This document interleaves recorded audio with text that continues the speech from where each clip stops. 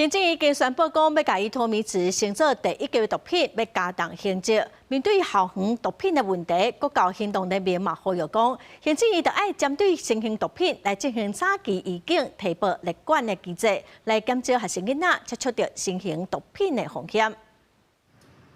最近毒品毒駕的問題引起社會關心，行政院頂日有通過毒品甲毒駕防治專案，要加強執法甲重罰。拜三有專家指出，毒駕的背後也有少年家接觸新的毒品的風險，政府也要重視少年捌着毒品的情形。吸食的部分是落在18歲至25歲最多，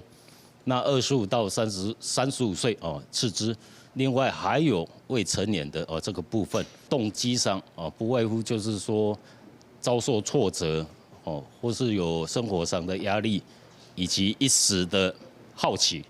同儕的相約取得了也非常的便利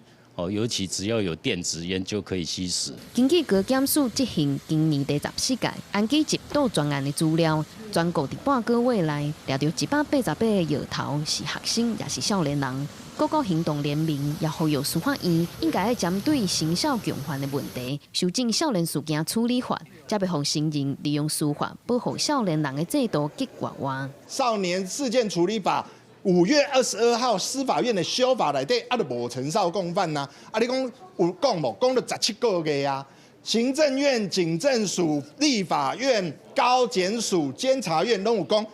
要處理成效共犯呢。17個月啊！司法院攏無做啊。民團雖然認同政府重罰毒駕的做法，但也指出重罰無法度阻擋新的毒品去接觸少年家，呼籲行政院要趕緊補破坑，針對追查毒品的源頭，安怎避免少年家接觸毒品，預防後一個新的毒品出現，建立更較完整的早期預警、提報、立管的機制。記者郭玉基、謝桂玲台北報道。